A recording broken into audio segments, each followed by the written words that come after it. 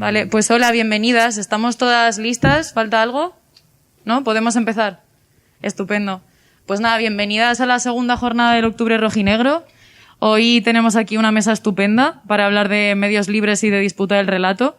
Supongo que ya conoceréis a la gente que está aquí, porque en algún punto habréis venido por ellas y no por mí. Pero bueno, por si acaso os las presento. Tenemos a Arcaids, que tiene un programa de radio que se llama La Linterna de Diógenes. A su lado está Ana, la compañera del Topo Tabernario, que viene desde Sevilla. Y por cierto, están haciendo suscripciones del Topo en la Distri, así que si alguien se quiere animar después, yo os animo fuerte. Y tenemos también a Paul, que viene del canal de YouTube del Cuellilargo. Y esta es la mesa que queremos disponer. Primero a mí me gustaría agradecer todo el curro que ha supuesto esto para el sindicato y que estéis todas aquí, porque con todo esto de la nueva normalidad y eso parece que se nos hace raro juntarnos y me gusta ver cómo nos arrejuntamos para estas cosas. Creo que sigue todo bien, perdonad. Y bueno, también por supuesto agradeceros a vosotras que hayáis venido hasta aquí, atravesando algunos toda la península ibérica con este clima de extrañeza. Lo que os queríamos proponer, que va a depender un poco también de vosotras, es una mesa redonda dividida en 3 bloques, que nos gustaría que cuando se acabe cada uno de los bloques, si tenéis alguna duda, alguna contrarrespuesta o tal, os sentáis súper libres de participar. Pero bueno, iremos disponiendo poco a poco cómo se va desarrollando. El primer bloque sería un poco para hablar de los proyectos que llevan ellas y los modos y medios de producción que utilizan para hacerlo. El segundo bloque sería como el central, hablando del relato y la disputa, o al menos el contrarrelato que se pretende construir desde este tipo de proyectos. Y en un tercer bloque nos gustaría poder hablar de un poco los futuribles de este tipo de proyectos, los futuribles de los medios libres y qué va a ser un poco de nosotras y a qué aspiramos. Así que nada, si os parece bien, empezamos con este primer bloque, en el que, como decía, queríamos hablar del origen de los proyectos, también un poco de las líneas rojas que ellas mismas se marcan a la hora de realizar su actividad y los pilares que utilizan a la hora de la construcción del relato que hoy nos ha reunido aquí a todas. Me gustaría cederle en primer lugar la palabra a Ana, a ver qué tiene que contarnos sobre esto. Hola, ¿se me escucha? ¿Sí? Sí. Bueno, quizás que no quiero hablar, por eso hago tantas preguntas. No, es que me daba un poco de vergüenza, pero vamos, todo bien. Bueno, gracias por estar, por invitarnos. De verdad que es un placer venir y charlar de otro tipo de información y de flujo de comunicación, ¿no? Porque desde luego los que están más cerca pues están bastante contaminados, ¿no? Los que llegan más. Así que, bueno, pues el Topo Tabernario es un periódico autogestionado que nace que sale cada 2 meses y se hace en Sevilla de forma colectiva. Somos unas 10-12 personas que cada 2 meses nos reunimos y a veces tocamos temas de actualidad, pero bueno, como salimos cada 2 meses, también tocamos temas que nos parecen de interés, ¿no? Y es colectivo porque, además de ser esas 10 o 12 personas que pensamos, que siempre estamos atentas a ver qué podemos presentar en el consejo de redacción, pues no somos nosotras las que escriben los temas, sino que buscamos a una persona experta o que haya tenido una experiencia relacionada con el tema para que hable la forma más cercana, ¿no? Y más en primera persona posible. Y llevamos 7 años y hace unos meses había un proceso como de cambio en la coordinación. Las personas que estaban antes como con unas tareas que sí que son un poco más, digamos, bueno, burocráticas o de oficina, pues hemos entrado otras personas y bueno, el trabajo, como es cada 2 meses, la verdad es que eso es siempre estar atenta, hacerlo con cariño, que al final eso implica mucho tiempo, pero nos relaja y no tenemos ese estrés de tener que estar sacando información a cada instante. Y a nivel trabajo también nos hemos dado cuenta desde hace poco que al ser un colectivo es muy importante también cuidarnos a las personas que estamos en él.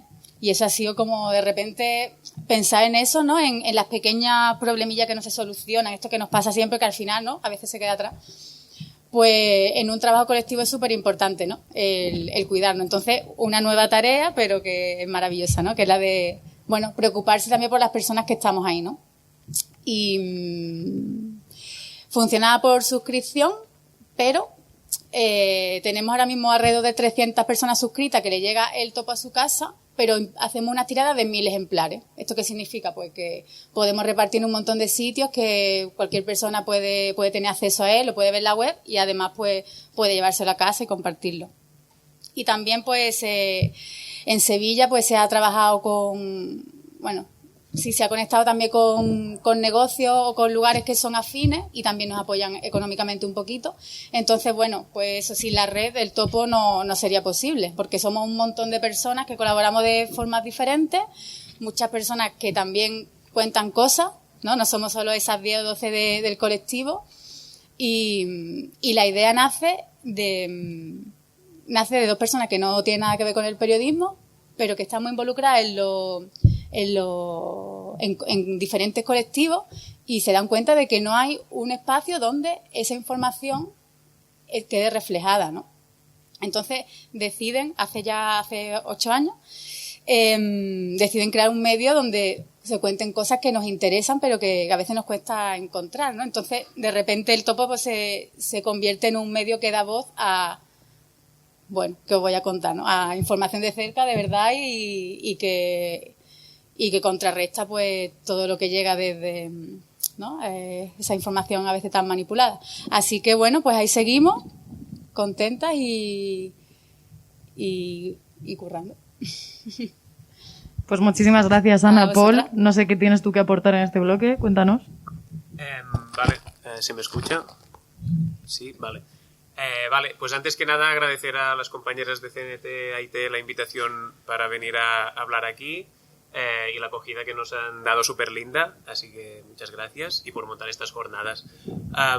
Por nuestra parte en Cuello y Largo, bueno, os cuento un poco el origen, que creo que también ayuda como que a contextualizar un poco el por qué lo hacemos y así. La cosa es que yo soy periodista de formación y bueno, como cualquier otra persona en este mundillo de la precariedad, pues buscaba trabajo y empecé a currar en una empresa como trabajador asalariado de periodista, que esta empresa posiblemente la conocéis, que es Playground, que antes de que petara por todos lados, pues hacía vídeos así que funcionaban bastante por redes y tal. Y yo pues empecé a currar ahí. O sea, esto lo digo porque no sé qué imagen damos hacia afuera de quizá seriedad o de algo muy organizado y así, pero en realidad es todo como mucho más casual e improvisado de lo que a veces la gente se imagina, ¿no? Que simplemente, pues, yo curraba ahí en Playground y de repente empezaron, bueno, como cualquier empresa grande, tiene los objetivos de maximizar beneficios, cada vez más visitas, cada vez más dinero, etc. Y esto, pues, choca frontalmente muchas veces con los intereses de las personas que trabajamos ahí, que igual no nos importa tanto visitas, dinero y tal, sino que queremos contar las cosas como quizá con más tranquilidad, con más reposo, preguntando más o contextualizando más, con más tiempo, y esto a veces pues no es, digamos que no es la misma prioridad que tienen las empresas de comunicación. Aunque sí que es verdad que en Playground había como una línea editorial que quizá en el aspecto de clase no era el que yo compartía y que compartíamos muchos, pero sí que como en el aspecto de lucha climática o de lucha antiespecista, ahí sí que coincidíamos. Pero también es verdad que como toda gran empresa quiere maximizar beneficios y ahí como periodista pues llega un punto en el que no puedes como hacer lo que realmente quisieras y con la formación que había, bueno, es que al principio empecé yo solo grabando mis vídeos de forma como súper punky los fines de semana en casa y súper dejada y bueno, y también hay gente que nos dice que molaba, que tenía como un rollito romántico eso. Y poco a poco lo intentamos hacer un poco mejor, pero sí que es verdad que empecé yo los fines de semana en casa grabándome y poco a poco pues ha ido creciendo. A medida que había un poco de comunidad, pues ya yo al final decidí dejar Playground porque también era como un drama de empresa y cada vez como más presión para la gente de abajo. Bueno, la dinámica de siempre de gran empresa cuando la cosa empieza a ir mal, que la gente que toma decisiones arriba sin saber lo que cuesta sacar el trabajo lo canaliza y mete la presión a la gente de abajo y la gente de abajo pues empezamos a petar y los que no se fueron antes como yo se fueron después con el ERE porque empezó todo a ir mal, ¿no? Y de ahí surgió un poco Cuello y Largo, de esa idea de intentar explicar las cosas con un poco más de contexto, no limitados al corsé ese de los 2 minutos que parecía como que tenía de máximo o sea, que era el máximo de capacidad de atención que tenía la gente en redes, ¿no? Que siempre decíamos, bueno, es que igual para contar esto necesitamos más tiempo que 2 minutos. Y te decían, no, porque la gente hoy en día no es capaz de mantener la atención más de 2 minutos en un producto audiovisual. Pues no es verdad, porque nosotros hacemos vídeos de 5, 10, 15 minutos y la gente pues igual también se los mira, ¿no? O sea que también, bueno, como decidimos contar las cosas desde la perspectiva un poco más de clase, explicando los temas con el tiempo que nosotras pensábamos que necesitaban, sin estar sujetos a temas o específicamente a buscar las visitas, y la verdad es que poco a poco nos ha ido bien, hemos ido creciendo poco a poco, pero quizá con pasos bastante firmes, y ahora tenemos como comunidades más o menos grandes en las redes sociales principales, cosa que también nos genera la contradicción de estamos intentando hacer la revolución en el patio trasero del enemigo, en el despacho del enemigo, porque obviamente pues son Google, son Facebook, son Amazon, ¿no? Son grandes monstruos contra los que queremos combatir, y estamos obligados a entrar en esa contradicción de hacer el contenido en sus plataformas. Pero es que la alternativa es quedarnos callados y parados, ¿no? Un poco. Bueno, y hay las alternativas del Topo y de la linterna de Diógenes, que están súper guays, pero que igual la fuerza está en como intentar como atacar en todos los espacios. Y nosotros, como teníamos la formación de cómo trabajar en estas redes, pues lo hicimos en esas. Y bueno, esto nos genera contradicciones, pero también igual estamos luchando en un terreno hostil, pero que también pensamos que es necesario. Y ya está, no sé si contesto como un poco la pregunta o qué, si después queréis como preguntar más cosas, yo encantado de responderos. Pues estupendo, si lo veis de momento le pasamos la palabra a Arcaiz a ver qué tiene que contarnos y después pasamos a un turno de preguntas. Vale, la linterna de Diógenes, su nacimiento no tiene una historia especialmente original, nace en el seno de las radios libres y bueno, y ahí se va desarrollando, estamos hablando de 2007, han pasado unos cuantos años. Y dentro de ese contexto pues fue creciendo y también, bueno, nace también con una perspectiva, es la de, digamos, ser un poco exigentes con los oyentes, un poco como nos decían, ¿no? De pasar de los 2 minutos en el formato vídeo, pues en este caso, pues bueno, yo dándole vueltas, algo que no era muy habitual en las radios libres, al menos en aquella época. Pues por ejemplo, si yo pensé, si se puede dedicar hora y media a un grupo de punk en un programa de radio, pues ¿por qué no dedicar hora y media a una revuelta urbana de la Edad Media? Y a partir de ahí pues fue creciendo, hubo un aprendizaje y bueno, y empecé a apostar un poco por las entrevistas a académicos, un poco principalmente del mundo de la historia social, siempre llevando la perspectiva de la historia crítica, y poco a poco, según iba avanzando las temporadas, pues descubrí que había algo que coger, porque lanzando las preguntas adecuadas, estaba la historia social, pero luego teníamos la economía crítica, la sociología crítica, voy a decir crítica muchas veces, la criminología crítica, la propia antropología, el urbanismo crítico. Había un montón de disciplinas de la academia que estaban, digamos, necesitando salir de ahí y ir a unos medios populares como son los medios libres. Y a partir de ahí pues fue creciendo y se fue creando, digamos, un marco. Y aquí es un poco de donde entro en el concepto de relato, pues veía que podían encajar perfectamente, que la geografía crítica, el urbanismo crítico encajaba perfectamente con la historia de la lucha de clases y que los motines rurales o las marchas por el hambre de los siglos XVI y XVII, que eran muy similares y podían ser análogos a las formas de acción directa del sindicalismo revolucionario de principios del siglo XX. Entonces, ahí había un nexo común que lo podía atravesar la historia, pero lo iban atravesando otras disciplinas. Y tirando un poco de ahí, tirando de la academia, tirando de académicas, a partir de ahí pues fue creciendo el programa, fue cogiendo otras formas y se fueron, digamos, ensamblando diferentes ejes que van construyendo un relato, digamos, más o menos coherente, que yo creo que recorre pues estos 14 años de linterna de Diógenes, ¿no? Que sería un poco el de la conciencia de clase, en este sentido, en cuanto a identidad, en el sentido de crear o destacar ese nexo común que pueda haber entre un campesino medieval y un obrero del siglo XXI, o entre una comunidad de Nigeria que lucha contra el colonialismo y un sindicalista por ejemplo, que está luchando contra la Primera Guerra Mundial, ¿no?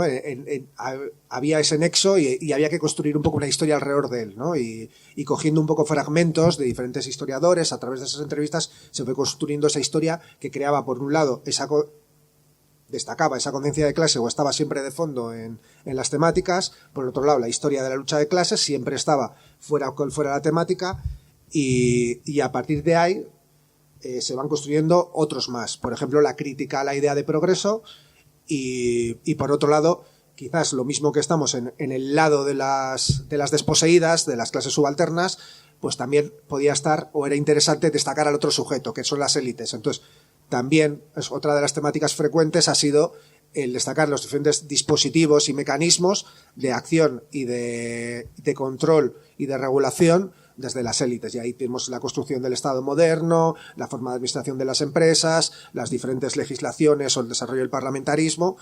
Eso en un lado, y en el otro los diferentes dispositivos de acción y estrategias de lucha de las clases desposeídas a lo largo de la historia.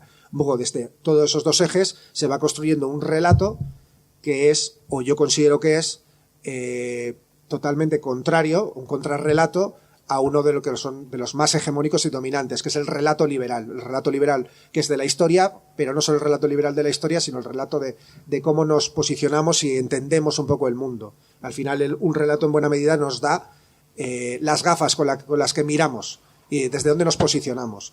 Y entonces, digamos que los ejes que recorren el programa a lo largo de estos años serían esos un poco. Y básicamente, pues que a nivel de historia del programa, yo creo que tiene más interés en los proyectos colectivos. En este caso es un proyecto muy personal, entonces tampoco quería decir mucho más. En definitiva, lo que quería decir es que al final hay un posicionamiento detrás, por mucho que contemos con la academia. Muchísimas gracias, la verdad es que es un gusto escucharos. Y bueno, voy a aprovechar que Arkaitz ha dicho radios libres para recordar que existe una radio libre en Granada que se llama Radio Almaina y que hay camisetas allí también en la distri por si queréis apoyarlas. Se escucha en el 88.5 de la FM. Para quien no lo supiera, que me imagino que todas, pero por si acaso. Y bueno, Arkaitz nos ha dejado también votando el tema del segundo bloque, que será precisamente el relato y desde dónde os posicionáis, desde dónde habláis. Pero ahora sí que me gustaría cederos la palabra. No sé si tenéis alguna duda o pregunta respecto a sus proyectos, cómo los gestionan o algo así. ¿No? ¿Sí? Pues voy para allá. ¿Puede?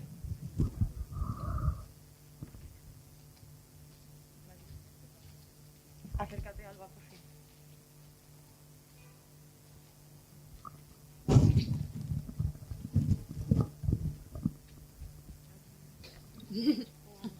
Vale, ¿se escucha? Bueno, mi pregunta es para Paul. Haciendo referencia a lo último que hablaste de las contradicciones que os generan el tema de las empresas corporativas, plataformas de internet, bla, bla, bla, preguntarte un poco si tienes conocimiento o si os habéis planteado el tema de usar plataformas propias o cómo funciona un poco eso, porque desconozco el tema, pero tengo constancia de que existe movimiento y lucha por la búsqueda de softwares libres y plataformas propias, y un poco preguntarte por eso.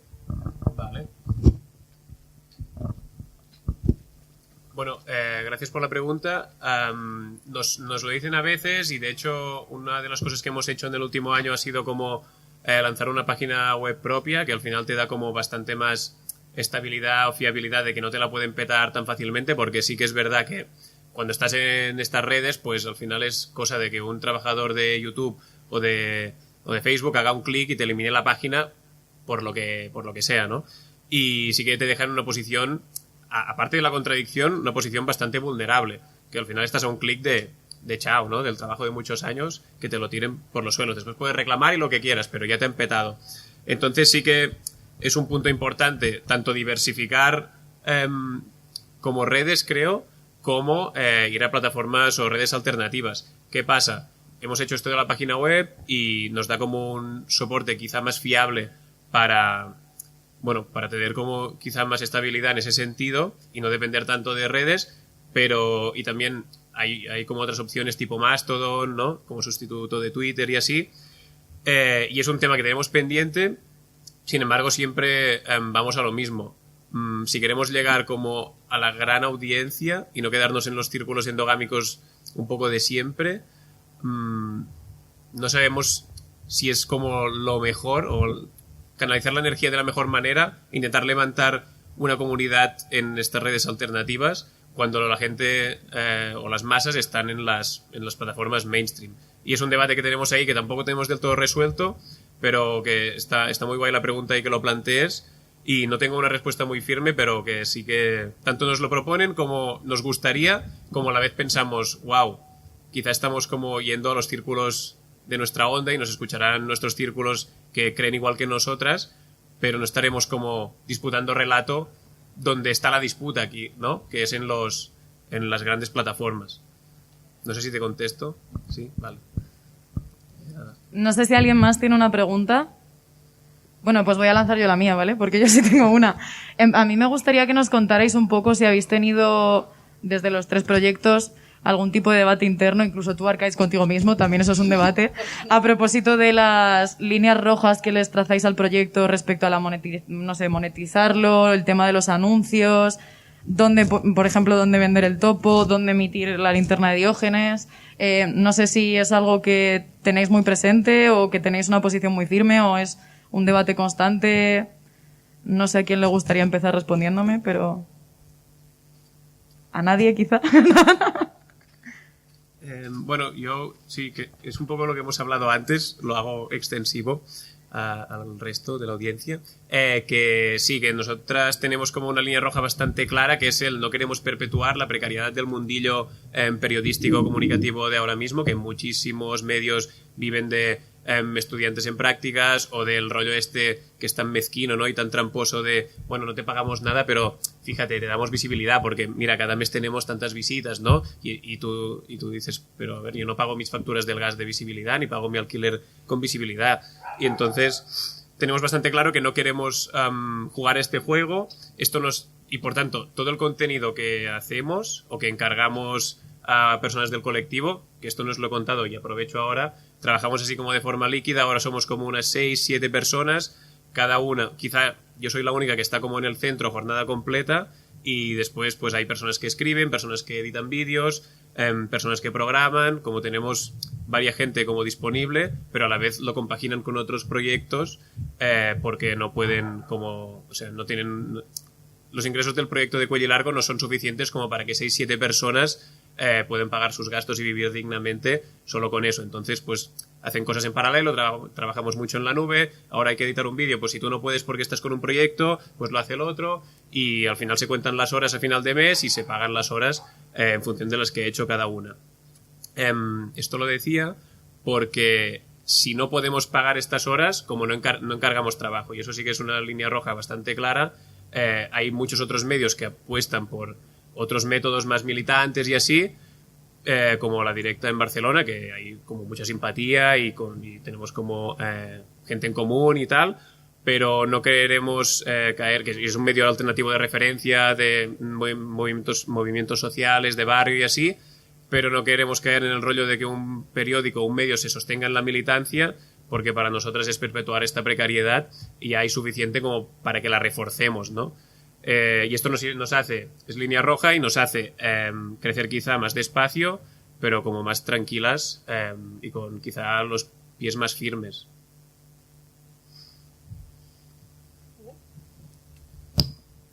Bueno, líneas rojas, ¿no?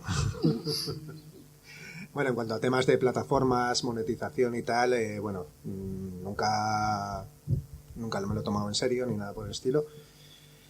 Y luego líneas rojas, pues claro, es que líneas rojas en este caso sería un poco las líneas rojas que me autoimpongo yo en cuanto al número de horas dedicadas a esto.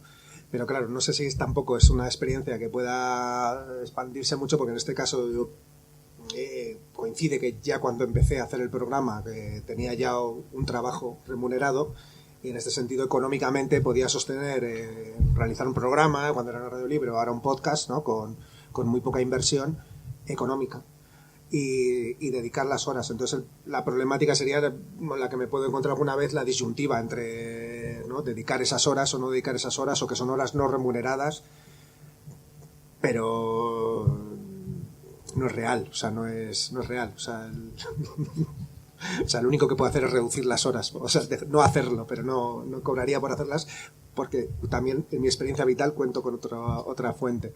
O sea, y luego, en cuanto a plataformas, sí, han surgido algunas plataformas que han ofrecido que el programa entrase ahí en las plataformas, pero bueno, no les di tampoco muchas vueltas porque no valoré tampoco el precio-costo en cuanto a llegar a una audiencia mayor. Tampoco iban a ofrecer una audiencia mucho mayor y no me apetecía investigar, ¿no? Con las oscuridades, ¿no? De las profundidades de estas plataformas que sí que hacían negocio y tal. Y bueno, pues entonces las líneas rojas son sencillas, intentar no autoexplotarme demasiado. Bueno, pues en el caso del Topo, nace como un medio colaborativo en el que prácticamente pues el dinero que recogemos de las suscripciones para pagar la imprenta, los envíos y poco más. Entonces, bueno, se les plantea a las personas que quieren escribir y que quieren ilustrar también, que son importantes. Cada ilustración está hecha especialmente para cada artículo, si le apetece colaborar. Y bueno, es verdad que todos hemos considerado que es un curro que se hace de forma pues con conciencia por la causa, pero no está pensado para ser un medio en el que nadie nos podamos ganar la vida, claramente. Entonces, bueno, le echamos mucho tiempo, pero realmente no está pensado para que sea el curro asalariado de nadie, ni nadie tiene tampoco tanta carga de curro, ¿no? Por eso también es colaborativo, porque todas nos echamos una mano, curramos juntas, entonces nunca se ha considerado como para que sea ese tipo de, ¿no? de buscar ese curro cambiar por un sustento económico. Y no hacemos publi de absolutamente nada y intentamos mantenernos lo más libre posible. Pues muchísimas gracias. No sé si alguien más tiene una pregunta a propósito de este bloque. ¿Os parece a todas bien que pasemos al siguiente? Bien, voy a entender ese silencio como que sí. Entonces, bueno, el siguiente bloque, como ya os había comentado, queríamos plantearlo precisamente desde esta idea del relato contra relato, para hablar cómo desde dónde construyen ellas ese relato, quién les marca la agenda, contra quién va ese relato si es que tienen enemigos explícitos. Y también me gustaría un poco que ponderarais cuál creéis que es el impacto, que bueno, es una cosa que se ha venido hablando un poco, como cuál creéis que es el impacto real de vuestros proyectos, a cuánta gente accedéis, cuánta gente, digamos, le hacéis aprender cosas, por así decirlo. Este bloque, ya que Arcaiz ha dejado el tema votando antes, pues nos gustaría que lo empezara él, si le parece bien. Los ejes del contrarrelato. Bueno, voy a empezar por contra quién va dirigido, ¿no? Bueno, marcar la agenda se marca desde muchos ámbitos, no hay cosas que suceden que a veces hay que responder más o menos rápidamente, pero bueno, como es un programa que suelo denominar de historia, aunque no, pues a veces las urgencias de la actualidad tampoco intento evitarlas lo máximo posible, aunque no siempre se puede hacer. Pero contra quién me han dirigido es, bueno, como comentaba antes ahí, es el relato liberal. O sea, soy un profundo antiliberal y todo lo que creo que es un gran mal, todo lo que hay por debajo en esas cloacas, que es la concepción, cómo conceptualizamos el individuo, cómo se conceptualiza la actividad política, cómo se conceptualiza la psicología, cómo se conceptualiza todo desde el punto de vista liberal. Creo que es el gran relato que una vez el cristianismo fue cayendo por su propio peso, es el gran relato que digamos que ha triunfado sobre Occidente, con el relato del progreso tecnológico, científico-tecnológico, con el relato del capitalismo, de la democracia, de la opulencia, y es, digamos, el enemigo central, el que siempre está, aunque a veces tenga la cara del fascismo, aunque a veces tenga la cara de la patronal, aunque a veces tenga la cara de una máquina que quita puestos de trabajo, o aunque tenga la cara de un rey medieval. Pero lo que está de fondo un poco es romper ese pensamiento que dirige un poco el liberalismo, ese pensamiento individual, y apostar un poco por la cuestión colectiva y lo que es un poco la visión social a todo lo que nos acerquemos, ¿no? La pregunta de la desigualdad y la pregunta de desde qué posición, desde la posición de los poseedores o de los desposeídos. Es un poco la que el liberalismo niega, porque es el individuo autoconsciente y que no tienen relación con el resto más que de una forma igualitaria, que es un poco una forma igualitaria simplista, donde las cuestiones materiales no tienen nada que ver. Ese es el mensaje del liberalismo, que obviamente es totalmente contrario al que tengo yo, que es el de la lucha de clases. Y lo voy a dejar aquí porque si te pones a hablar de lucha de clases puedes extenderte, ¿no?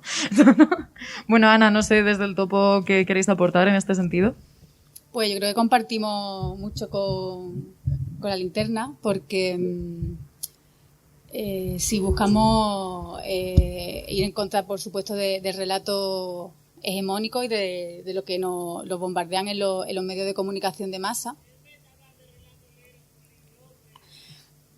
Léetelo tú, ¿no? Tenemos algunos de aquí abajo.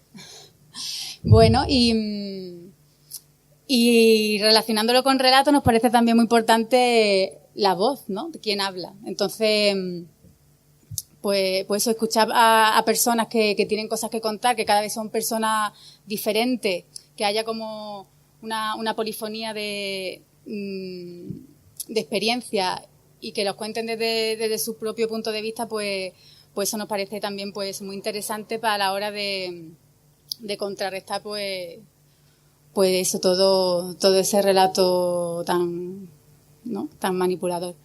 Y no sé si había una segunda parte o la pregunta. Sí, era sobre el impacto que creéis que tienen los proyectos también. Exacto. Pues la verdad es que vamos, las toperas, las que llevamos el topo, lo que queremos es que se nos lea, ¿no? Entonces, bueno, que se nos lea, que se lea el topo. Entonces, siempre llevamos números con nosotras para repartirlo para los colegas, ¿no? Como hemos dicho, aunque son las personas a las que les llega a casa suscritas a unas, pero lo que queremos es que llegue al mayor número de personas posibles, ¿no? Entonces, parece ser que sí. Yo cuando voy a mi pueblo me llevo, reparto a los colegas, intentamos que llegue a mucha gente, a través de la web también se consigue y bueno, esto lo puedo decir a través de lo que las personas nos han transmitido, que les parece la información que está hecha con cariño y es información rigurosa y de calidad. Entonces, quizás no llegamos a muchísima gente, nos gustaría que los artículos llegaran, ¿no? Porque nos parecen muy interesantes e incluso necesarios. Entonces, poco a poco, creo que vamos cada vez llegando un poquito más. Pues nada, Paul, quedas tú por contarnos. Vale, sí, desde Cuellilargo partimos de una idea que tenemos bastante clara, y que es que la objetividad no existe, ¿no? Todos los medios se llenan la boca de ser objetivos, de ser los que cuentan la verdad, y recojo un poco el guante de lo que gritaba el compañero que nos decía que nos leyéramos un libro. Que claro, nosotros aquí pues todas hemos leído libros y él seguramente también se habrá leído libros, y digo esto porque creo que siempre encontraremos un libro o un estudio o una realidad que respalde lo que nosotros pensamos, ¿no? Y tenemos muy claro de que la información la hacen sujetos y como tal esa información siempre es subjetiva. Como es imposible una información objetiva, porque quien observa, quien la trata, quien elige qué palabras va a usar, qué cosas va a poner al principio del telediario y qué se va a quedar fuera, qué va a poner en portada en un periódico y qué se va a quedar en un destacadillo a la página 33, ¿no? Y esto son todo decisiones subjetivas que se toman día a día en el mundillo pues de la comunicación y periodístico. Y si tú miras pues quiénes son los poseedores de los medios de comunicación hegemónicos, tanto de tele como de radio, como escritos de prensa, pues son el enemigo, son los grandes bancos, fondos de inversión, y la gente que está como del lado de, bueno, como decía Warren Buffett, ¿no? Que claro que hay lucha de clases y los ricos van ganando, pues también la van ganando en el espacio mediático y en la comunicación, y a la hora de elegir cuál es la subjetividad que se vende como real, ¿no? Y que te venden como esto es la realidad, esto es lo que está pasando y esto es la verdad. Y desde esta perspectiva y de esta diagnosis, digamos, pues intentamos disputar el relato de la forma que podemos, con nuestros medios, con nuestro alcance, pero teniendo claro quién es el enemigo, cuál es el relato que nos están intentando vender como verdad, intentando mostrar como esta versión alternativa o crítica acerca de lo que es el relato hegemónico, que obviamente, como decían las compañeras Ana y Arcaich, es el relato neoliberal. Vale, y lo que comentabas de la segunda pregunta, de qué impacto vemos que tiene en la audiencia y así, es difícil de valorar porque también, al menos en nuestro campo, como las redes hinchan mucho los números y tú ves ahí como cientos de miles o a veces millones y tampoco acabas de saber si es real o no, entonces tampoco hacemos mucho caso, pero a mí personalmente lo que sí que me reconforta mucho y lo que me da fuerzas es cuando a veces te llegan como comentarios honestos y lindos o mensajes privados diciéndote, hey, pues no sabía esto, gracias por contarlo de esta forma, me ha ayudado a verlo de otra manera, o me ha ayudado al menos a dudar de lo que me venden por otros lados o de lo que leo en las teles o escucho en las radios convencionales o hegemónicas, y al menos ni que sea como despertar ese espíritu un poco crítico en las personas que nos ven y nos escuchan, pues quizá es un impacto que para mí es quizá el más valioso y el que más valoro. Y ya está. Bueno,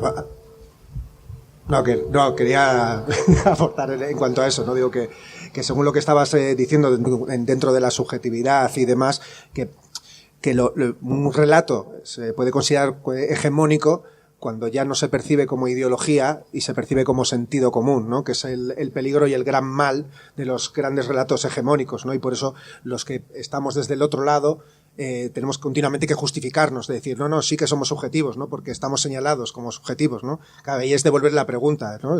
Vale, nosotros ponemos sobre la mesa el tema de la desigualdad, ponemos sobre la mesa el tema del autoritarismo, ponemos sobre la mesa esta serie de circunstancias, ¿no? ¿Qué es lo que ponéis vosotras o qué es lo que ponéis vosotros, ¿no? Porque encima son masculinos, ¿no? Es un poco la problemática de eso, ¿no? Que el relato hegemónico es percibido como sentido común y entonces es una ideología, que la de las élites, que llega hasta abajo y no se percibe como ideología. Pues muchísimas gracias. No sé si alguien tiene algo que aportar en este punto. Os veo poco animadas, para lo que tenemos aquí, también os digo. Pero bueno, yo sigo, ¿vale? Yo sigo tirando. Entonces pasamos al tercer bloque. Si queréis, que sería hablar un poco como de cuál es el futuro que le veis a vuestros proyectos, en qué puntos os encontráis. También no lo habíamos pensado antes, pero como no sé si os ha afectado la nueva normalidad y me gustaría saberlo también respecto al futuro de vuestros proyectos. También me gustaría que en este punto como que hablarais un poco de la solidez de las redes que podéis tener con otros proyectos, con qué proyectos os hermanáis y bajo qué criterios, y que aunque bueno, creo que eso es bastante evidente, pero bueno. Y qué tipo de escenarios de futuro encontráis así más en abstracto para los medios libres o la gente que pretende algún tipo de contrahegemonía. Le voy a pasar la palabra a Paul y voy a dejar aquí el micrófono porque me voy a poner el jersey, ¿vale? Pero te escucho. Vale. Vale, has hecho varias preguntas. La primera es cómo nos ha afectado el tema de la nueva normalidad y así. La verdad es que estamos bastante sorprendidas y contentas de que la mayoría... o sea, bueno, a nivel de visitas y de tráfico y así, a la hora de publicar, no nos ha afectado mucho porque siempre trabajamos, como os decía, muy en la nube, y también es un momento en que la gente, más que nunca, pues se ha interesado por informarse desde perspectivas más críticas, como hemos tenido como bastante tiempo encerradas en nuestras casas como para consumir información, así que en ese sentido no hemos visto como un bajón. Y a nivel de curro hemos podido seguir currando igual, quizá con la salud mental un poco tocada por estar encerradas en casa durante meses, pero como trabajamos desde casa, pues ha sido como bastante sin problema. Y lo que quizá temíamos es que, esto no os lo he contado, os lo cuento ahora, los ingresos de Cuello Largo son a través de una página de micromecenazgo que es Patreon o Patreon. Y nada, es como esto, como donaciones mensuales, microdonaciones, para que un proyecto que te mola pues siga funcionando, ¿no?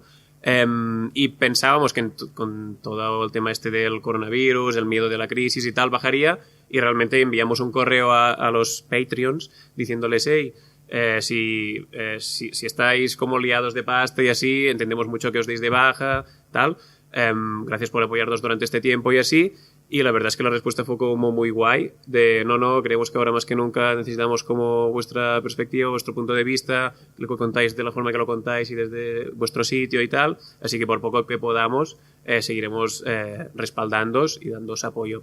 Así que la respuesta ha sido como muy linda y como nos ha reforzado mucho a seguir, y esto ha sido guay. De perspectivas de futuro, es un poco, o sea, si realmente nos queremos esto de disputar el relato, es como seguir creciendo, una cosa que tenemos muy pendiente es que en los vídeos de YouTube y de Facebook y así, deje de ser yo delante de cámara dando la chapa de los temas que me interesan y desde mi perspectiva y identidad de oro blanco, más o menos con las necesidades básicas cubiertas, cis hetero, y como hablar desde diferentes perspectivas, desde diferentes sitios, desde diferentes identidades que puedan como hablar de otros temas con más legitimidad que yo, y ampliar el número de voces. Esto sería como una de las asignaturas pendientes quizá más urgentes, y también pues ir quizá luchando los diferentes espacios de comunicación y socialización y percepción de la realidad que hay ahora mismo. Estamos como hemos empezado hace poco a darle bastante caña a Instagram, que vemos que es, quizá una de las redes como más presencia ahora mismo desde 30 para abajo, aunque de 30 para arriba se sigue en 30 años. Se sigue consumiendo mucho Facebook. Por ejemplo, Facebook, hay mucha gente que dice, lo dejamos estar porque ya nadie lo mira. No es verdad.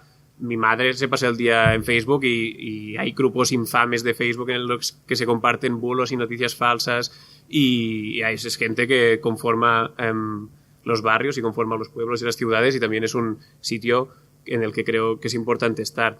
Y más que nada, el objetivo es como seguir creciendo, seguir tomando un poco los espacios y las redes que que usamos para informarnos y luchar ahí el contrarrelato este.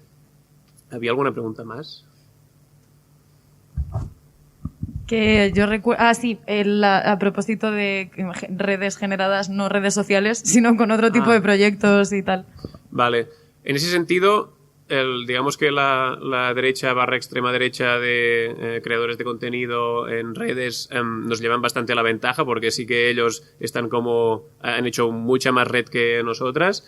Lo que es el RightTube en España está como muy asociado, hacen birras, hacen vídeos conjuntamente y tal, y lo que es el LeftTube, estamos también somos menos, el algoritmo no nos premia y bla bla bla, pero no nos hemos organizado, no hemos hecho un poco de red y no nos hemos apoyado demasiado, y deberíamos hacerlo porque es importante, ya que lo tenemos como todo en contra, pues al menos darnos apoyo entre nosotras y hacer un poco de red ahí, cosa que no hemos hecho. Y que también es como asignatura súper pendiente. Sí que estamos en contacto y así, pero no ha habido como una organización fuerte que digamos, vale, pues vamos a organizarnos y a trabajar como conjuntamente en una misma dirección y a darnos apoyo a muerte, que es lo que deberíamos estar haciendo desde hace tiempo, y que en Estados Unidos el LeftTube sí que hace desde hace más tiempo y les va bien. Y con otras redes y con otros medios alternativos que no sean en redes sociales, pues la verdad es que no mucho, más que lo que podamos hacer cuando nos invitáis a charlas y así, que es súper guay y necesario, no lo hacemos, y también esa asignatura súper pendiente. Pues muchísimas gracias, Paul. Le paso la palabra a Arcaiz. No sé si necesitas que te recuerde un poco de qué estamos hablando, pero me he dado cuenta que he soltado un montón de preguntas. Termino respondiendo lo que considero. Pues a tope, gracias. Vale, yo me voy a centrar sobre todo en el tema de las redes. O sea, para empezar, pues la multitud, la cantidad de radios libres que redifunden el programa. O sea, esos están, con algunos con mayor relación más estrecha y otros solo a través de algún correo electrónico puntual. Luego, a partir de ahí, pues por ejemplo, hay gran cantidad de editoriales del ámbito libertario, pero también un poco de la izquierda crítica, podríamos llamar, que de forma habitual, según van sacando publicaciones, pues vamos estando en contacto, me van comentando, mira, hemos sacado esto, creo que encajaría bien tu programa, o me van ofreciendo para enviar libros, poner en contacto con las propias autoras, y a partir de ahí pues un poco establecer un poco esa relación entre el trabajo editorial y de edición que tiene que a veces es poco agradecido, ¿no? Pues bueno, pues relacionarnos un poco, a mí me ayudan a crear contenido al tiempo que, bueno, pues también se le da una difusión, ¿no? para todas estas publicaciones. En ese sentido, yo creo que sí que se está creando una comunidad más o menos interesante de colaboración, ¿no? Entre el mundo editorial y en este caso el mundo de la radio. Y luego, de una forma mucho más informal, hay cantidad claro, estamos hablando de más de 400 programas, bastantes de las personas entrevistadas con las que he repetido, digamos, varias veces, ¿no? Pues ya se ha creado también una relación en la que es relativamente fácil tirar de estas personas cuando, pues bueno, pues por poner el ejemplo, ¿no? Pues con una persona experta en historia de la ciencia, pero que tiene una perspectiva crítica, pues bueno, hacemos un recorrido un poco sobre el darwinismo social, y de ahí lo conectamos con Kropotkin y lo dejamos ahí. Vale, el tío es experto también en el evolucionismo y la ciencia, en el movimiento obrero anarquista español de principios de siglo, pues un año después le vuelvo a proponer hacemos un programa sobre eso. Como también veo que controla bastante de Kropotkin, pues dedicamos otro programa a volver a relacionar el evolucionismo, Kropotkin y el apoyo mutuo. Y luego, como hay confianza, pues cojo y le escribo y le digo, oye, si eres historiador de la ciencia, me interesa hablar de la eugenesia. ¿Conoces la historia de la eugenesia? Sí, tal. Y cuando él se pierde un poco, hablamos del maltusianismo y me dice, de este te voy a dar otro autor, y me conecta con otro. Y así un poco sí que se va creando una red tremendamente informal, pero de una serie de gente con la que sé que siempre puedo contar y que de un telefonazo o un correo electrónico sé que van a responder para proponer temas, incluso algunos un poco más arriesgados, que se salgan un poco de su línea de investigación, pero que bueno, hablándolo un poco antes, lo podemos centrar. Y yo creo que en cuanto a redes, así un poco sería lo más interesante eso, y bueno, todo el feedback que me llega, pero que ya no serían redes, sino es el feedback de gente. Siempre me hace ilusión cuando me escribe alguien currela que me dice que lo escucha con los cascos puestos mientras está haciendo la jornada, o bueno, cosas por el estilo, que eso, bueno, lo cuento como un feedback de algo que sí que fortalece un poco y da sentido al trabajo que hay detrás. Y bueno, también no has respondido, que puede ser una respuesta muy rápida. No te habrás planteado nada sobre el futuro de la linterna Diógenes. Va a haber linterna Diógenes para rato, ¿no?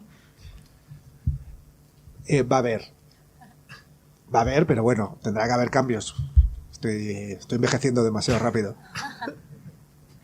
Vale, no sé si me quedo tranquila, pero Ana, ¿te apetece cerrar la mesa?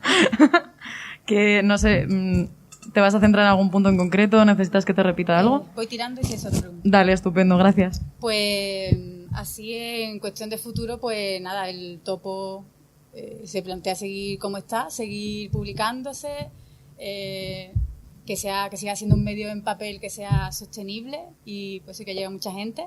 Entonces, bueno, con eso estamos súper contentas, ¿no? Que sí que haya un medio en papel, digamos, pues con información libertaria y que sea capaz de luchar contra este relato tan extraño que prima. Y la nueva normalidad, pues realmente, bueno, en la época del confinamiento no pudimos sacar uno de los números por el tema, bueno, por ahorrarle trabajo a nuestra gente de la imprenta, y decidimos no sacarlo, pero con el siguiente número sacamos los dos. Entonces, bueno, como le damos tanta importancia al papel, no queríamos que y el trabajo que tiene cada número no queríamos que se quedara solo en la web, ¿no? Al final la web para nosotros es un poco más accesoria. A la gente quiere tocarlo, ¿no? Y olerlo. Y durante pues sí, esta época así más del confinamiento, de la nueva normalidad, pues que se ha precarizado las vidas todavía más, pues es verdad que mucha gente ha decidido no continuar apoyando el proyecto económicamente, pero también lanzamos una pequeña campaña de, no sé, amigas y amigos que quisieran aportar quizá algo más, o bueno, o que se lo podían permitir, y recibimos un poco de ayuda también económica para contrarrestar. Así que, bueno, por esa parte bien. Y bueno, con la conexión con otros medios, pues estamos bastante conectados con espacios pues libertarios, autogestionados, medios como, no sé, como el Sartu, por ejemplo, ¿no? También, que nos sentimos bastante afines con radios libertarias y libres también. Y bueno, esto ya quizá más a nivel más personal, pero Pues estos tipos de medios creo que, joder, que ojalá hubiera muchos más, ¿no? En los barrios y en cada pueblo, ¿no? Un medio de verdad de la gente que transmita su verdadero interés, ¿no? Así que no sé, me gustaría lanzar ahí como ánimo para que salgan muchos más proyectos así, porque es que creo que son súper necesarios. Y no sé ya si me falta alguno. Yo creo que no, que nos has respondido a todo. Muchas gracias, Ana. Nada. Pues hasta aquí teníamos nosotras pensada la mesa. Así que a partir de ahora os toca a vosotras, si es que tenéis alguna pregunta que hacer, alguna sugerencia, hay algo que os ha llamado especialmente la atención.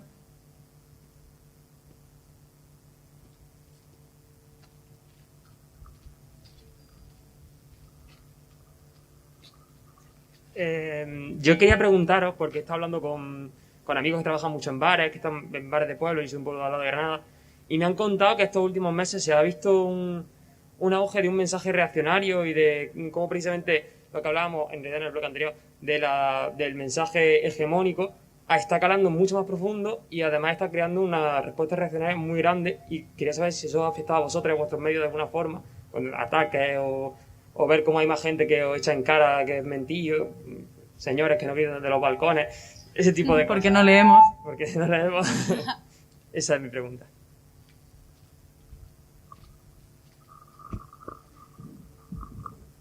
Le doy. Dale.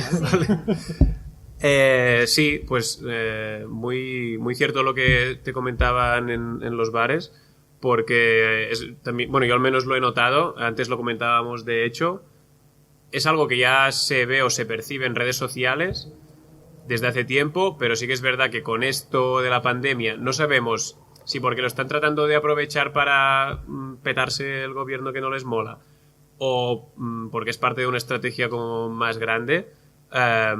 Es decir, si es local de aquí de España o es como más sí, a nivel más global, esto no lo sé, pero sí que es verdad que ha pasado y hemos recibido como auténticas olas y scratches de comentarios. Bueno, de hecho, no sé si lo habéis visto algunas, pero nos han petado varios contenidos respecto al tema de la ocupación, por ejemplo, cuando hubo la campaña mediática antiocupación este verano. Hicimos como varios contenidos diciendo, bueno, un poco intentando como esto, luchar el relato, ¿no? Los ocupas son unos guarros, los ocupas te entran en la casa cuando vas a comprar el pan, cambian el nombre a tu perro, como todas estas tonterías que se decían, y que yo no digo que no haya ocupas que sean problemáticas y que obviamente, ¿no? Los hay, igual que hay vecinos que pagan el alquiler que lo son y propietarios que lo son. Pero como el relato que se intentaba construir de todos los ocupas son así y se cagan en las paredes, como, no sé, como dando esta imagen como absolutamente irreal y distorsionada, pues dijimos, bueno, vale, pues aquí hay un terreno que hay que luchar. Hicimos un par de contenidos explicando la diferencia entre allanamiento y usurpación, qué es lo que es la ocupación, tal, diciendo que son delitos diferentes, explicando como cuáles, dando datos de los porcentajes de ocupaciones que hay, de cuáles son problemáticas, de cuáles no, un poco esto, luchando el relato. Y realmente nos llegaron auténticas hordas de trolls, no sé si bots, niños rata, al comentar, insultando el contenido con una actitud cero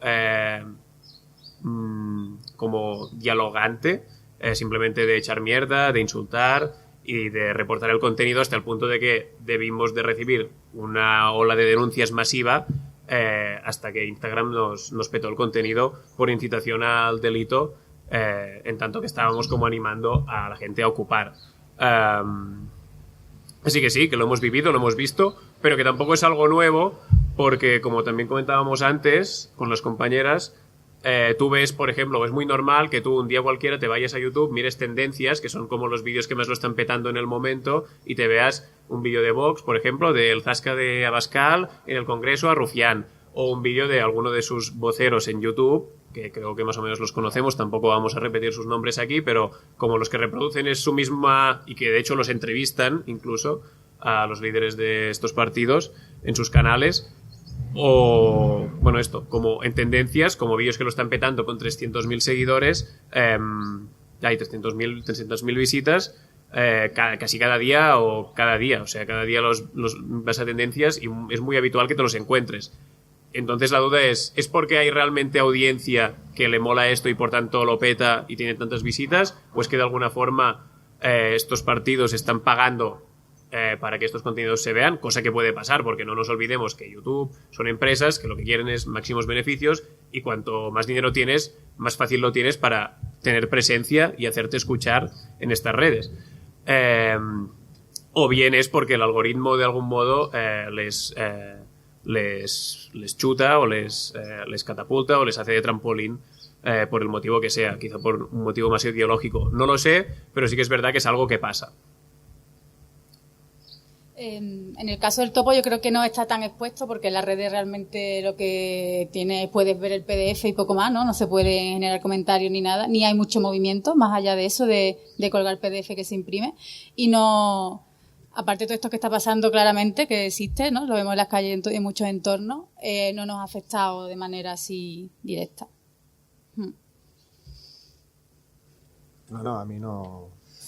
Estoy protegido. Todo bien. Pero sí aprovecho para que el tema un poco de fondo es lo del relato, ¿no? Que has mencionado el tema de la campaña de ocupación, ¿no? Que a veces de lo que es claramente una campaña que va construyendo un relato con unos axiomas, a veces también nos imponen un lenguaje, nos imponen nos imponen la agenda, ¿no? La agenda de lo que hay que comunicar o lo que hay que contraargumentar, ¿no? O sea, yo en este caso, por ejemplo, es curioso, ¿no? El tema de se busca o sea, va a haber muchos desahucios, o sea, va a haber mucha gente que va a perder la casa, pero vamos a anteponerlo para proteger a los que van a echar a la gente de sus casas, para protegerlos, vamos a crear un enemigo que dice que va a quitar las casas. Es un poco así de cutre, pero dentro de eso, ¿no? En vez de entrar en las argumentaciones que entran, ¿no? Claro, yo les, en uno de los programas recuerdo que lancé la pregunta, ¿no? De entran en un bar, ¿no? Como un chiste. Entran en un bar un representante de un banco, un rapado de Desokupa y un Ocupa. ¿Quién creéis que os va a echar de casa? ¿No? Pues la respuesta es muy sencilla, ¿no? Pero el relato tan brutal con el que tenía ya sus bases de antes, ¿no? De este verano, o sea, ha hecho que crear una alarma social, ¿no? De algo que no había, y algo que además es que no se sostiene sobre sí mismo. O sea, si la gente tiene miedo a perder su casa, que tengan miedo de quien tienen que tener miedo, ¿no? Muchas gracias. No sé si hay alguna aportación más. ¿Alguien tiene algo más que comentar?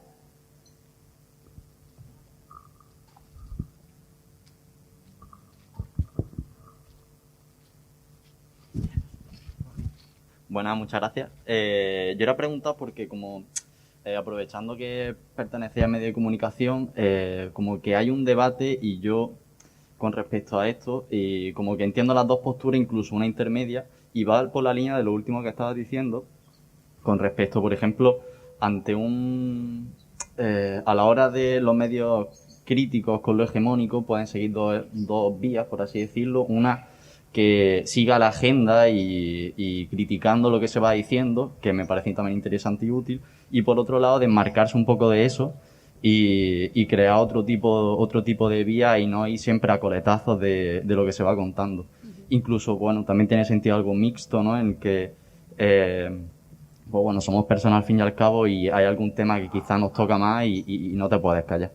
Entonces, pues bueno, también esa postura, ¿qué pensáis? Muchas gracias. Bueno, empezamos a hablar un poco para que sea más dinámico, ¿no? Lo ideal, desde mi punto de vista, es que no te marquen la agenda, pero a veces hay que contestar y hay que responder ante determinadas campañas, y en este caso hay que informar, a veces argumentando o contraargumentando. El problema es porque algo que nos sucede es que yendo por esa inercia, si no nos paramos, a veces nos damos cuenta que nos han ido dejando el alpiste, claro, y vamos entrando, incluso alimentando a la propia bestia. Entonces, a veces entiendo si es posible dar un paso atrás y ver un poco el conjunto de ese relato para quitarle una de las patas. En vez de lo que están diciendo directamente, pues quitar el vestido, dejarles desnudos, ¿no? Y ver, esto es lo que hay de fondo. Lo que pasa es que no siempre se puede y a veces hay que contestar directamente. Entonces es complicado desde el ámbito de la comunicación, entiendo yo al menos eso, no sé cómo lo veis. Sí, es verdad que hay temas candentes que a veces también está bien tratar, pero pero no perder esa iniciativa propia de decidir qué es lo que tú quieres contar en qué momento, ¿no? Entonces, como decía el compi, hacer una mezcla creemos que es lo interesante. Ahora, por ejemplo, con todo el follón que ha habido antiocupa en verano, por ejemplo, el Topo va a sacar en el próximo número un artículo que va a hablar de la situación ocupa en Sevilla, ¿no? Nada de reaccionario ni de... O sea, como que está dentro y fuera, ¿no? No se le va a contestar a todo esto que ha habido, pero se va a contar una realidad desde la ciudad, en este caso desde la que sale el periódico, y dar otro tipo de información que no sea eso, esa reacción o esa defensa de no entrar como en el juego y en la batalla, pero sí tener claro qué es lo que se va a contar y qué es lo que se quiere contar y qué es lo que parece interesante, más allá de lo que establece la agenda. Creo que sí que es primordial. Sí, yo en la misma línea. Creo que es importante no ir siempre a remolque de los temas que marca la agenda mediática hegemónica, pero a la vez, bueno, si nos queremos identificar como medio de comunicación desde el otro lado, pues hay que luchar ciertas narrativas, y en el ejemplo de la ocupación fue claro, en el que vimos que había que hacerlo porque era tan abrumador y tan masivo que si no lo hacíamos de algún modo estábamos como faltando quizá a la gente que confía un poco en nosotros para que como levantemos o argumentemos ese contrarrelato, ¿no? Y también creo que a veces el hecho de ir en la agenda que nos marcan o lo que es mainstream en ese momento tampoco está del todo mal. Es decir, creo que también podemos aprovechar para meter temas que hasta entonces no estaban en el debate. Y voy a poner el ejemplo de cuando hubo toda la movida en Minneapolis, en Estados Unidos, con el asesinato de George Floyd. Se empezó a cuestionar mucho la figura de la policía, qué utilidad tenía, si era la mejor forma de prevenir la criminalidad, y hicimos un contenido como recogiendo otro que se había hecho desde un centro de debate de Minneapolis mismo. Básicamente lo tradujimos y lo adaptamos un poco, que se titulaba Si podemos abolir la policía. Es decir, pusimos un poco, aprovechamos la situación que nos marcaba la agenda mainstream para pillar una idea que en otro momento habría sido residual y no habría generado mucho interés, para hablar de un tema que igual era muy controversial y así, pero que lo pusimos sobre la mesa y tuvo como una respuesta bastante que realmente yo no me esperaba que fuera esa, y como más vi que la gente lo veía con mejores ojos de los que me esperaba, y que igual yo me imaginaba que sería algo de círculos muy libertarios, muy cerrados y muy pequeños, y realmente vimos que no, que realmente se podía cuestionar esa institución, o al menos la forma en la que funciona ahora mismo, y que era un tema que se podía poner sobre la mesa y debatir. Y esto, creo que también podemos tener un poco de inteligencia, y la tenemos, a la hora de aprovechar estos vaivenes de la agenda mediática para meter un poco nuestras pullas o nuestras... O sea, hay una ola, ¿no? Hay una ola mediática, y es decir, pues aquí me meto yo, aprovechando en este caso. Sí. O sea, yo esa parte la veo bien, siempre que sabiendo moverlo, ¿no? Por ejemplo, me parece muy inteligente, y es precisamente un poco lo que defiendo. Precisamente dice, venga, pues ahora que esto está, que se ha visto claramente, que lo ha visto todo el mundo, que es algo mainstream, pongamos en cuestión los cuerpos policiales, ¿no? Es un poco el momento, ¿no? O, por ejemplo, volviendo al tema de ocupación. Vale, pues ahora que todo el mundo está preocupado por la vivienda, hablemos del concepto de vivienda para los bancos y los propietarios y el concepto de vivienda para las clases populares. Hablemos del problema de vivienda y hablemos de la que va a caer, ¿no? Y hablemos de los desahucios de hace 7, 8 años y todo eso. Es el momento en el que ahora va a llegar con mayor facilidad. O sea, es un poco eso, ¿no? Se abre una puerta por la que entrar, pero entrar con nuestras herramientas. Sí, no sé si me contradigo, pero es verdad que las respuestas son necesarias, porque para las personas que consumimos medios también es como un referente, ¿no? Tener como una información contrapuesta que esté publicada. Así que, bueno, que por supuesto que también darle una respuesta a ese tipo de informaciones también lo veo necesario. ¿No tenéis nada más que decir? ¿No? ¿Y por ahí, por el público, alguna otra manita levantada? ¿No? Pues si vosotras ya os dais por sentadas, se os ha quedado algo en el tintero. Por poder, ¿no? Pero bueno, pues entonces, si lo veis bien, vamos a ir cerrando. Quería, en primer lugar, reiterar mis agradecimientos a que estéis aquí, chicas. Ha sido un gusto para mí, espero que para ellas también. También a vosotras por haber venido. y de nuevo a las compis del sindicato por hacer esto posible. Si os parece guay, os invito a que la semana que viene, a la misma hora, el sábado, nos vemos aquí precisamente para hablar de la manipulación mediática de la ocupación, que será el tema de la semana que viene. Y nada, ahora espero que os levantéis y vayáis un poco a bichear las distris para demostrarle a este señor que sí leemos, lo que pasa que otras cosas, ¿vale? Venga, gracias.